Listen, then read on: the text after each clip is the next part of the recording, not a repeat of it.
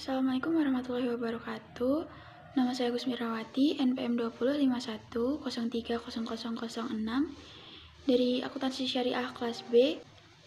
Di sini saya akan mereview jurnal penelitian untuk melengkapi ujian akhir semester mata kuliah fikih yang diampu oleh Ibu Diah Muminatul Hashimi, SYI, ME, SY. Jurnal yang akan saya review yaitu mengenai asuransi dengan judul Pengaruh Pertumbuhan Asuransi Syariah Terhadap Pertumbuhan Ekonomi Indonesia. Nama jurnal International Journal Ihya Ulum Al-Din, volume 21, nomor 1, halaman 56 sampai 79, yang dibuat pada tahun 2019 dengan penulis Dedi Mainata dan Angnum Pratiwi. Permasalahan yang diambil dari jurnal ini yaitu, secara teoritis, hubungan asuransi dan pertumbuhan ekonomi bisa disebut bersifat causal relationship, yaitu adanya hubungan sebab akibat di antara keduanya. Pertanyaan selanjutnya yang muncul adalah apakah pertumbuhan ekonomi mendukung pertumbuhan asuransi atau pertumbuhan asuransi mendukung pertumbuhan ekonomi? Tujuan dari penelitian ini yaitu untuk mengetahui pengaruh pertumbuhan asuransi syariah terhadap pertumbuhan ekonomi Indonesia. Yang selanjutnya yaitu sumber data. Sumber data yang digunakan pada penelitian ini yaitu data sekunder. Yang pertama berupa total aset asuransi selama tahun 2015 sampai 2017 yang berasal dari laporan industri keuangan non-bank syariah dalam situs resmi yaitu www.ojk.go.id. Yang kedua, pertumbuhan ekonomi atau gross domestic product pada tahun 2015 sampai 2017 diperoleh dari Badan Pusat Statistik melalui website www.bps.go.id. Yang selanjutnya yaitu metode penelitian.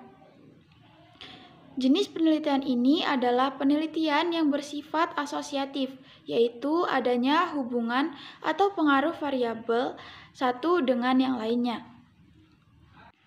Sekilas tentang materi yang disampaikan dalam jurnal yaitu mengenai asuransi syariah sendiri yang berasal dari bahasa Belanda, asuransi yang dalam hukum Belanda disebut verzekering, bermakna pertanggungan.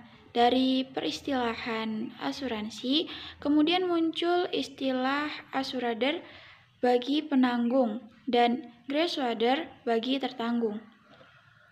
Dalam bahasa Inggris, asuransi diistilahkan dengan insurance atau penanggung diistilahkan dengan insurer dan tertanggung diistilahkan dengan insured. Selanjutnya yaitu ada prinsip-prinsip asuransi syariah. Yang pertama ada akad, yaitu kejelasan akad dalam praktik muamalah merupakan prinsip karena akan menentukan sah dan tidaknya secara syariah. Yang kedua yaitu syarat dalam transaksi jual-beli adalah penjual, pembeli, dan terdapatnya harga dan barang yang diperjualbelikan.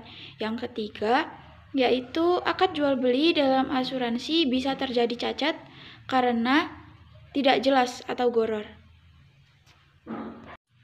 Lanjut ke kelebihan penelitian, yaitu penelitian ini mampu memberikan informasi secara jelas dan rinci didukung dengan menyatakan data dari sumber yang terpercaya, sehingga dapat diketahui bahwa perkembangan asuransi syariah yang terus menunjukkan peningkatan memiliki peran penting dan berpengaruh positif bagi perekonomian Indonesia. Kekurangan dari penelitian ini adalah pada kurangnya dukungan penuh dari pemerintah untuk industri asuransi syariah di Indonesia yang sudah selayaknya terus dikembangkan. Mungkin hanya itu saja review dari saya. Kurang lebihnya saya mohon maaf. Saya akhiri. Wassalamualaikum warahmatullahi wabarakatuh.